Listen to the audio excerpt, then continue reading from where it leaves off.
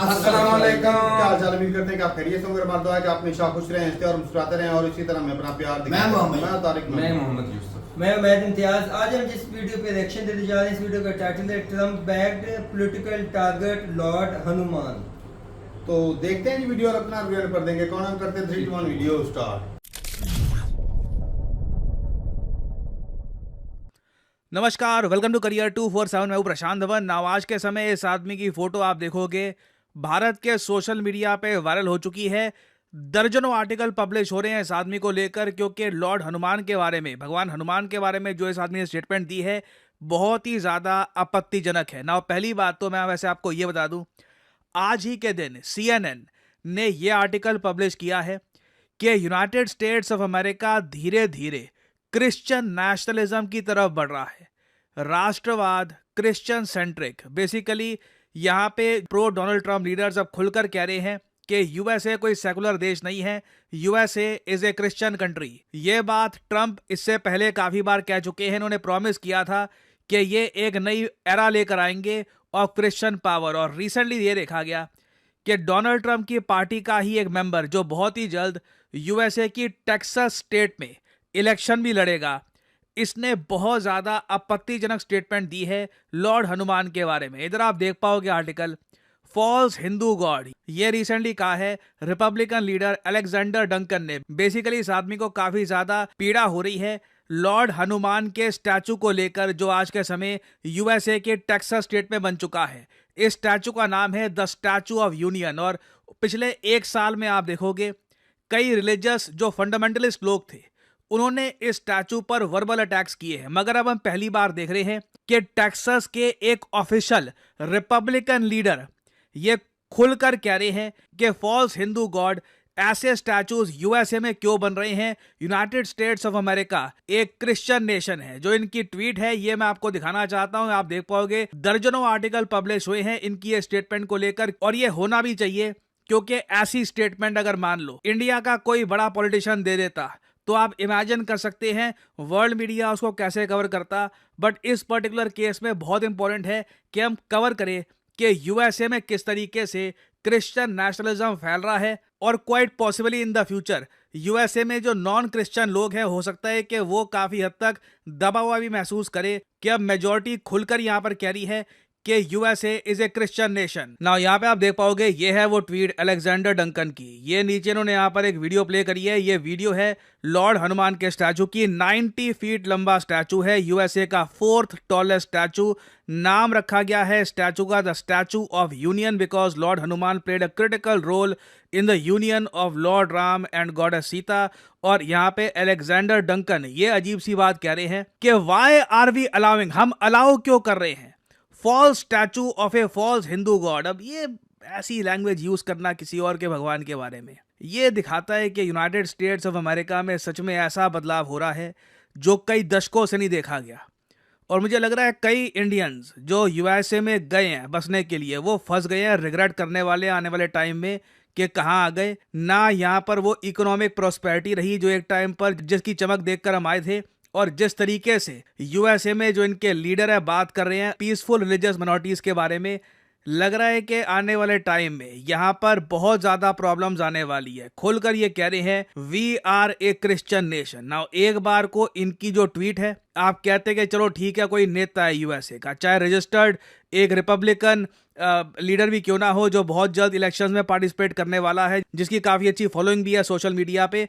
चिंताजनक ये था कि नीचे जो कमेंट्स आई हैं इस पोस्ट के कई अमेरिकन की, वो एक्चुअली इस धारणा को सपोर्ट कर रहे थे कि हाँ अमेरिका एक क्रिश्चियन कंट्री है। फॉर एग्जाम्पल इधर आप देख पाओगे कई लोग बाइबल की वर्सेस को कोट कर रहे हैं, और ऐसे ही कहीं से भी कुछ भी बोल रहे हैं कि देखिए स्टैचूज नहीं बनने चाहिए किसी और रिलीजन के।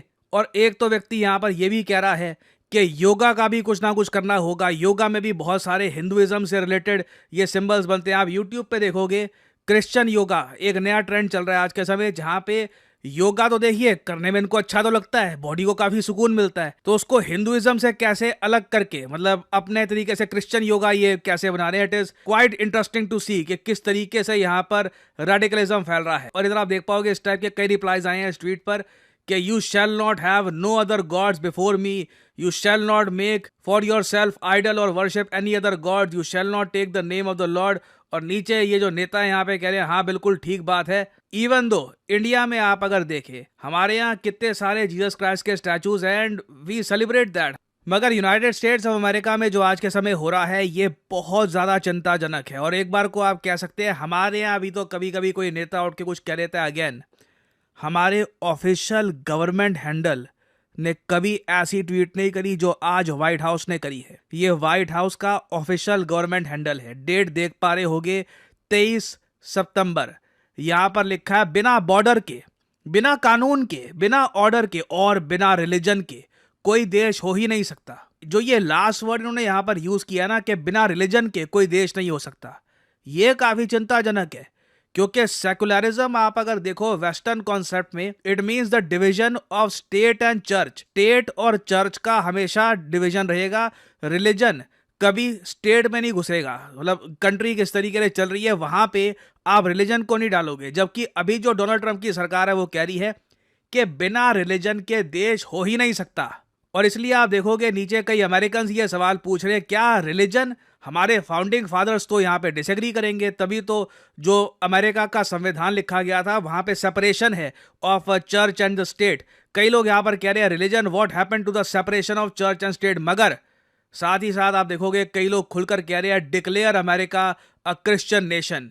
और कई लोग तो ये भी यहाँ पर कह रहे हैं अगर हमने अपने संविधान में नहीं लिखा कि अमेरिका एक क्रिश्चियन नेशन है तो उसके बाद अमेरिका बचेगा नहीं। तो डिमांड देखिए यहाँ पर ठीक ठाक उठ रही है। डोनाल्ड ट्रंप डेफिनेटली अपने कार्यकाल में प्रयास करने वाले हैं। इनके जो नेता हैं जो इस टाइप की ट्वीट्स कर रहे हैं आज के समय, वो भी प्रयास करेंगे कि all together United states of America को एक क्रिश्चियन कंट्री ही डिक्लेयर कर दिया जाए। और इसकी शुरुआत ऑलरेडी हो चुकी है। ट्रंप ने रिसेंटली एक स्टेटमेंट दी थी, बहुत इंपॉर्टेंट स्टेटमेंट है, we are bringing religion back to our country and it's a big deal. हम रिलीजन को अपने देश में वापस लेकर आ रहे हैं। जो ये हिस्टोरिकल यूएसए का एक फंडामेंटल, एक आप कह लीजिए कॉर्नरस्टोन था कि separation of church and state, religion अलग सरकार अलग। डोनाल्ड ट्रंप इसको पीछे पुश कर रहे हैं और रिसेंटली ट्रंप ने एक रिलीजियस लिबर्टी कमीशन भी यहाँ पे स्थापित कर दिया है जो रिकमेंडेशंस देगा डोनाल्ड ट्रंप को। देखना होगा कि ये जो कमेटी है, ये जो कमीशन है, ये अपने आप में क्या रिकमेंडेशंस देता है ट्रंप को कि आपको संविधान में ये बदलाव करने चाहिए, आपको ये करना चाहिए। That will be very interesting to see. हालांकि मुझे लगता नहीं है कि डोनाल्ड ट्रंप अभी तक यूएसए में जो जुडिशरी सिस्टम है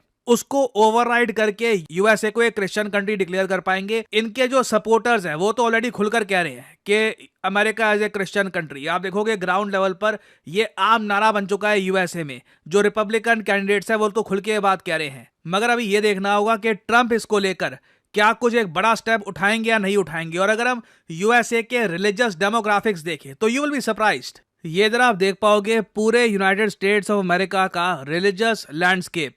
पूरे यूएस में आप अगर देखो तो 62% लोग हैं जो खुलकर कहते हैं कि हाँ हम क्रिश्चियन हैं। 7% हैं जो बाकी रिलीजन से आइडेंटिफाई करते हैं। इसमें आपके Muslims, Hindu, Sikhs, Buddhist, Jews, ये सब लोग आ जाते हैं। और बाकी 29% लोग आपको मिलेंगे जो कहते हैं कि हम देखिए अनअफिलिएटेड है। ये ऐसे लोग हैं जिनका जन्म तो क्रिश्चियन घर में हुआ मगर वो एक रिलीजन से खुद को जोड़ नहीं पाते। वो कहते हैं कि हम रिलीजियस माइंडसेट के है ही नहीं, ठीक है, रिलीजन से मुझको बस अलग रहना है। अब ये जो 30% के आसपास लोग हैं, 29 या फिर 30% के आसपास लोग हैं, ये कहीं से भी ये 62% लोगों को नहीं रोक पाएंगे। यूएसए में जो एथनिक डेमोग्राफिक्स है उसमें काफी आपको चेंजेस मिलेंगे। काफी वाइट्स हैं, अफ्रीकन अमेरिकन हैं, लैटिन अमेरिका की एथनिसिटी के काफी लोग आपको मिल जाएंगे, मगर 62% क्रिश्चियंस हैं। और डोनाल्ड ट्रंप इन्हीं को टारगेट कर रहे हैं कि मैं इन क्रिश्चियंस का फेवर जीतूंगा और इन्हीं के दम पे Republican party in the future भी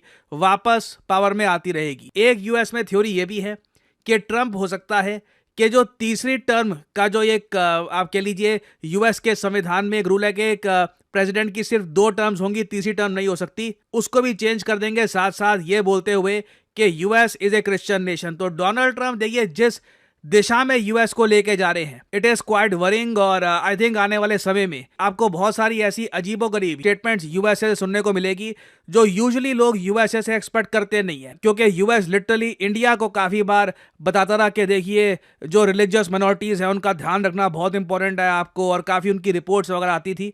बट आज के समय आप देख सकते हैं यूएस के ही जो बड़े लीडर्स हैं ये खुलकर इनके सोशल मीडिया प्लेटफॉर्म्स पर क्या बोल रहे हैं। नाउ मैं आप सबसे एक बात रिक्वेस्ट करूंगा कि आप सब लोग being good human beings, being good Indians, कभी भी किसी रिलीजन के बारे में कोई भी खराब वर्ड यूज मत करिए। इससे भारत की रिलीजियस हार्मनी हर्ट होती है। ऑलवेज मेक श्योर कि आप कभी भी ऐसे शब्द यूज ना करें जिससे किसी और की रिलीजियस सेंटिमेंट्स हर्ट होती हैं। और यूएसए में जो भी हो रहा है इसको ऑब्जर्व करिए, क्योंकि एज इंडियंस देखो हम यहाँ पे ऑब्जर्व ही कर सकते हैं कि कैसे ये कंट्री जो अपना सुपर पावर स्टेटस खोने वाला है, विश्व करेंसी का जो स्टेटस है वो भी जाने वाला है, जब इनको दिख रहा है कि इनकी पावर कम हो रही है तो ये पैनिक में आकर क्या क्या करेंगे, ये पैनिक में आकर सब कुछ करेंगे। इनको लगेगा कि क्या गलत कर रहे हैं हम, सब कुछ तो ठीक चल रहा था, अचानक से हमारे हाथ से पावर कैसे निकल गई। चलिए वही करके देखते हैं जो पहले हमारे लिए काम करता था, थोड़े से और रिलीजियस हो जाते हैं। ठीक है, तो ये अभी यूएसए में होगा, चाहे कोई भी लीडर आ जाए, USA will keep on becoming more and more religious. और मुझे चिंता यही है कि कई इंडियन अमेरिकन जो वहां पर रह रहे हैं वो कैसे अपने फ्रीडम ऑफ रिलीजन को सेफगार्ड कर पाएंगे आने वाले सालों में। जो आने वाले मेजर चेंजेस हैं वो ऐसा नहीं है कि कुछ हफ्तों में होंगे, कुछ साल लग सकते हैं, but USA will definitely change completely in the coming few years.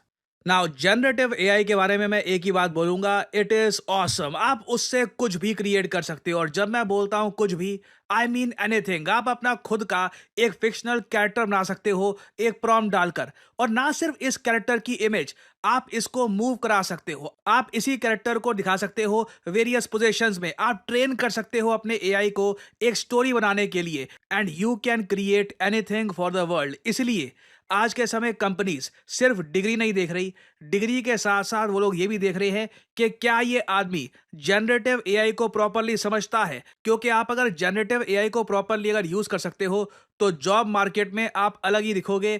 Your chances of getting employed increase tremendously.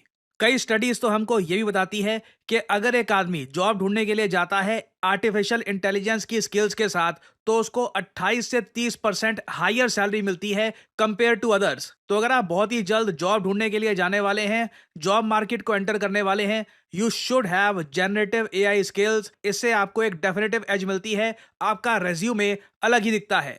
और ऑल्दो आप अगर मार्केट में जाओगे तो जनरेटिव एआई सिखाने वाले आपको बहुत सारे कोर्सेज मिल जाएंगे, मगर ज्यादातर जो ये कोर्सेज हैं इनमें प्री रिकॉर्डेड लेक्चर होंगे जो एक बार को आप देख सकते हो। उसके बाद कोई आपका क्वेश्चन है, कुछ क्वेरी है, ये रिजॉल्व हो पाएगी नहीं हो पाएगी इसकी कोई गारंटी नहीं है। जबकि करियर 247 में हम आपको प्रोवाइड करते हैं अपने जनरेटिव एआई कोर्स में 130 घंटे की instructor led live virtual training, जहां पे आप सवाल पूछ सकते हैं, कुछ आपको चीज नहीं समझ आ रही आप ओपनली पूछ सकते हैं, समझ सकते हैं कि प्रॉम्प्ट कैसे डालते हैं, खुद की प्रॉम्प्ट लाइब्रेरी कैसे बनाते हैं। देखिए generative AI is not just about prompt डाल दिया चलो हो गया, आपको यहां पर यह सीखना होगा कि एआई मॉडल ट्रेनिंग कैसे होती है, डिप्लॉयमेंट कैसे की जाती है, AI for data and enterprise solutions कैसे किया जाता है, ताकि आप कॉर्पोरेट वर्ल्ड के लिए तैयार हो पाए। तो आपको यहां पर करना क्या है, सिंपली जो वीडियो आप देख रहे हैं इसके कमेंट सेक्शन में जाओ, कमेंट सेक्शन में आपको ये लिंक मिल जाएगा, यहां पे इस लिंक पर करिए क्लिक और यहां आप परचेज कर सकते हैं करियर 247 का जनरेटिव एआई कोर्स। आपको अभी क्या करना है, यहां पर अपना नाम डालिए, ईमेल, फोन नंबर, जो डिस्काउंट कोड है यहाँ पर PD10 ऑफ कोर्स ये डालिएगा, ताकि तभी आपको डिस्काउंट मिलेगा, नहीं तो you won't get the discounted price. कुछ 1-2% लोग होते हैं वो कभी कभी कोड लगाना भूल जाते हैं, and because of that they have to pay the whole price. So use the code, get the proper discount. Career 247 की तरफ से आपको कॉल आएगा and then you can make your purchase and you can start your journey in the generative AI course. इस course के लिए देखिए कुछ ऐसा नहीं है एज वगैरह, you can do this course at any as. हालांकि प्रेफरेबल रहेगा जितने आप यंग हैं, जितने आप अभी अपना करियर स्टार्ट कर रहे हैं, तब आप ये स्किल्स एक्वायर कर लेंगे। It will help you a lot later on in your career. याद रखिएगा आज का जमाना सिर्फ डिग्री का नहीं है, आपके पास स्किल्स भी होनी चाहिए to get the job that you want. So use the code PD10 and get the maximum discount. इसी नोट के साथ यह है वीडियो का अंत। Thank you for listening and as I always say, may the gods watch over you. ये video खत्म हो गई भाई, इंटरेस्टिंग थी वीडियो। वैसे बात ये है कि भाई जो भी कंट्री ज्यादा धार्मिक होते हैं ना, वहाँ पे खराबियां ज्यादा चलती हैं। अच्छा, क्योंकि मैंने एक जो चीज है ना कि भाई पूरी दुनिया में सिस्टम यही चल रहा है कि भाई साफ है कि भाई अगर कोई मुस्लिम कंट्री तो वहाँ मुस्लिम मेजोरिटी में होंगे, दूसरे जो है वो कम्युनिटी जो है वो मिनोरिटी में होंगे। तो जब ये ज्यादा धार्मिक हो जाते हैं और कट्टरपंथी पे उतर आते हैं, Radical तब जाके रेडिकल सोच आ जाती है, जब तो उस वक्त जो है भाई खराबी। तो मुसलमानों को बीच में क्यों घसीट रहा है? किस क्योंकि मुस्लिम भाई कंट्री ने हमारा- इलेक्शन के लिए मिनोरिटी को दबाया? ये चीज तो है। ये तो अमेरिका हिंदुस्तान से सीख रहा है। हिंदुस्तानियों को तो खुश होना चाहिए। सच बोल रहे हो, सच बोल रहे हो। मैं अगर झूठ हूँ तो भाई साहब मेरे मुंह पे मारो। बिल्कुल सीख के कर रहे हैं, देख के कर रहे हैं। और कोई मुस्लिम 1-2% कंट्री बताओ। है। अच्छा, और कोई मुस्लिम कंट्री 1-2% जहाँ है। पर वोट बैंक तो इकट्ठा वहाँ पर करने के इतने लिए। ज्यादा नहीं है। इंडिया कौन भाई सा साहब वहाँ पे मुस्लिम कंट्री 15% है? तो सिर्फ मुस्लिम है।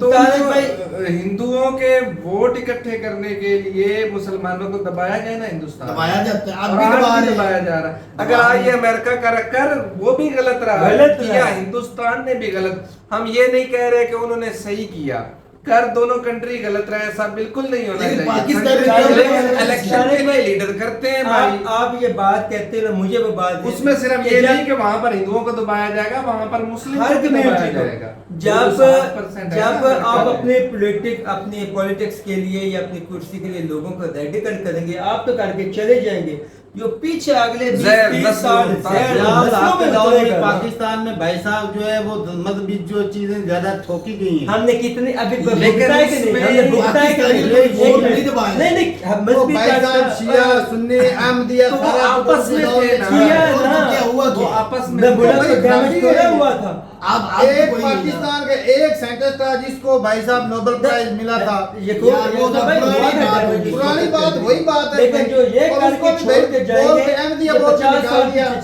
बोलेंगे तो वो खराबी नहीं है। लेकिन आप ऐसा मुमकिन नहीं हुए। अब ऐसा मुमकिन नहीं और है। उसका कहने का अहमदी मकसद का है, जो भी था हमारे कंट्री का तो था। उसका कहने का मकसद है कि उससे हमारे मजहबी फिरकों में ये काम हुआ था तो हमारा इतना डैमेज हुआ था। अब जो हिंदुस्तान, जो अमेरिकन पॉलिटिशियन अपनी पॉलिटिक्स लिए कर रहे हैं, वो इन दोनों कंट्री को इतना डैमेज होगा ना, ये तो चले जाएंगे 2 साल 4 साल 5 साल। पूरी वो जो करके। सोच है ना जो भाई- इन्होंने बिलपी है, वो इतनी जल्दी खत्म नहीं तो होनी। उसमें हिंदुओं का कोई नुकसान नहीं हो रहा, उसमें नुकसान तो अमेरिका का खुद का ही होना उधर है। अमेरिका का इधर हिंदुस्तान कंट्री का हाँ। बाद में यही की है। ये दोनों खुद के अंदर खराबी होगी। हाँ। जब आवाम आपको में। मजहब को यूज लोगों करते हो को अपनी आपस में पॉलिटिक्स लड़ाएंगे। में, सिंपल मैनेज ये अच्छा, होता ये है। सवाल है। मजहब आपका पर्सनल मैटर होता है। जब आपको मजहब को पॉलिटिक्स में या अपने जाती फायदे के लिए इस्तेमाल करते हैं ना, आप वो करके तो निकल जाते हैं, जो पीछे चीजें रह जाती है डैमेज उसका होता है।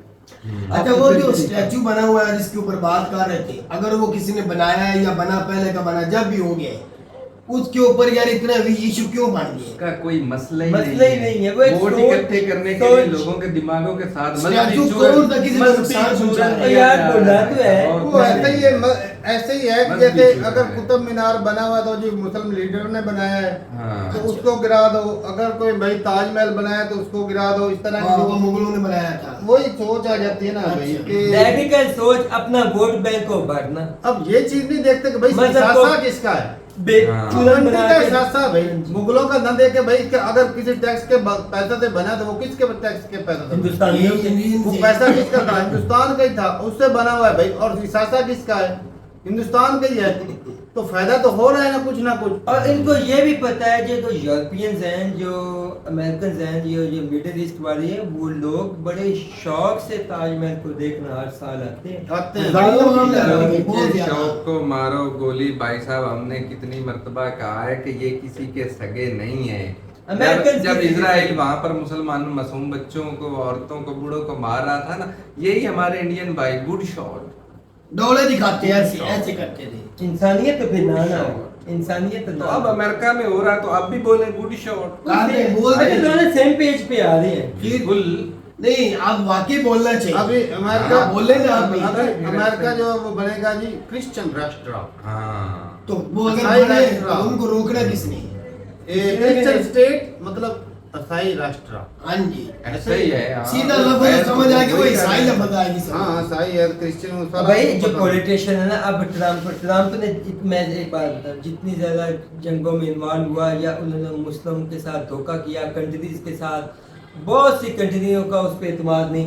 एक नया मुद्दा, का भी एतमाद। एक नया रास्ता चाहिए इलेक्शन दोबारा बिल्डअप करने के भाई लिए। अपने लोगों को ना वो कि ओ मुझसे भाई, ना कोई और सवाल ना पूछो आप कि तुम सारी दुनिया के साथ जिंदगी- रिलेशन क्यों खराब एक- कर रहे एक मिनट, हो, एक- उनको अपने ही मजहब में उलझा हाँ, के वो रख दिया क्रिश्चियन है। खतरे में वहाँ हाँ, ये ये बात है, वो बात है। खतरे में आ गए हैं। वो जी, जी, 62% जो है क्रिश्चियन खतरे में खतरे है में है। 7% और यहाँ पे दूसरे हैं। 85% 80% हिंदू खतरे में है। क्या बात है। ये चीज है। पाकिस्तान में जो है वो भी मुसलमान खतरे में आप तो खुश यहाँ है मुसलमान भी। हिंदुस्तान से वो सियासत सीख रहे हैं दुनिया, भाई साहब। दुनिया में भाई साहब अजीबो गरीब है, मेजोरिटी में के खतरे में। पाकिस्तान से ईसाइयों से खतरा हो जाता है, मुस्लिम हिंदुओं से खतरा हो जाता कंट्री मुसलमानों का है, वो है। मुसलमानों का कंट्री खतरा हो जाता है। यहाँ पे जी प्रेसिडेंट ने यहाँ पे कोई बड़े ओहदे पे कोई क्रिश्चियन, कोई हिंदू, कोई सरदार नहीं है। वो वो तो तो वीडियो में कानून है, बताया जाता पाकिस्तान का है। कानून फिर है। भी हमें देख लो, कनूर भी है, फिर भी हमें खतरा लगता है। हाँ इसलिए बस देखिए आर्मी में है, आर्मी में अब है। ना बात ना भाई ब्रिगेडियर नहीं बना, सरदार बना। भाई बैठ जाओ भी ना, बात क्लियर करने दो भाई। मुद्दा ये है कि भाई जो भी ये यूरोप आज उठा है ना ऊपर, ये सिर्फ और सिर्फ मजहब को पीछे छोड़ के हाँ। ऊपर उठा है। अगर भाई साहब जो सेकुलर हिंदुस्तान कंट्री है ना, सेकुलर है, सेकुलर था तो भाई जैसे भी था इतनी ज्यादा पॉपुलेशन लेकर ग्रो करना भाई मुश्किल होता है, उसकी जरूरत ही नहीं पूरी हो पाती। देखिए, बात जब है। सेकुलर था, अमन था, सुकून था। अच्छा, मैंने इंदिरा गांधी की भी स्पीचेस सुनी है भाई। वो भाई साहब कहते हैं कि भाई एकता में ताकत है, आप जो है आपस में मत लड़ो। वो भी यही कहती थी, आयरन लेडी, तभी उनको माना जाता भी। अभी आज के योगी आदित्यनाथ को सुन लो भाई, मोदी साहब को सुन लो, बीजेपी को सुन लो, क्या वो थी? जी धरना दे के बैठ जाते हैं भाई, आए दिन प्रोटेस्ट कर रहे थे। ये जी मुसलमानों ने आई लव मोहम्मद क्यों बोल दिया जी? बिल्कुल, ये चर्चा ये बहुत कौन हो होते रहा है। इस तरह बोले? भाई आप जो है जय श्री राम के नारे लगवाओ, वो नहीं लगवा सकते भाई। बात ये है कि भाई जो भी धार्मिक कंट्री ज्यादा बनता है ना, वो रेडिकल होता है भाई। तो नुकसान कंट्री का। और रेडिकल जो होते हैं भाई हमेशा नुकसान होता है, और वो अपने के लिए तो नुकसान होता ही है, दूसरों को लिए भी होता है। हिंदुस्तान में भाई साहब अब जो है मेजोरिटी जो पॉपुलेशन है, मेजोरिटी जो हो गई है वो हिंदू है, और उसमें जो है वो रेडिकल लोग जो है वो अब जो है वो सोच आना शुरू हो चुकी है। अभी जो है ये गौ रक्षा के नाम पे वो लोगों का मर्डर कर देते हैं, हालांकि जो बड़े ताकतवर है उनको नहीं करते, जो वो ड्राइवर है, जो वो ट्रक वाला है या गाड़ी वाला है, उसको वो मारते हैं। जो बड़े बड़े स्लॉटिंग हाउस है उसको नहीं, हिम्मत नहीं होती, उधर से बड़े बड़े आपके पॉलिटिशियन तो भाई पैसा खाते हैं। जब गौ रक्षा के नाम पे जो गौशाला बना रखी है भाई साहब, हमने वीडियोस देखी हैं, तो वहां पे गाय मरी पड़ी है, उनकी हड्डियां उधर ही गल गई हैं, वो वहां पर दूसरी भी गाय फिर रही हैं, और वहां पे 10-10 20-20 गाय, वो जो होता है ना गोबर, उसके अंदर दबी पड़ी हैं, हड्डियां गली पड़ी हैं। वहां पर किसी ने बात नहीं करनी।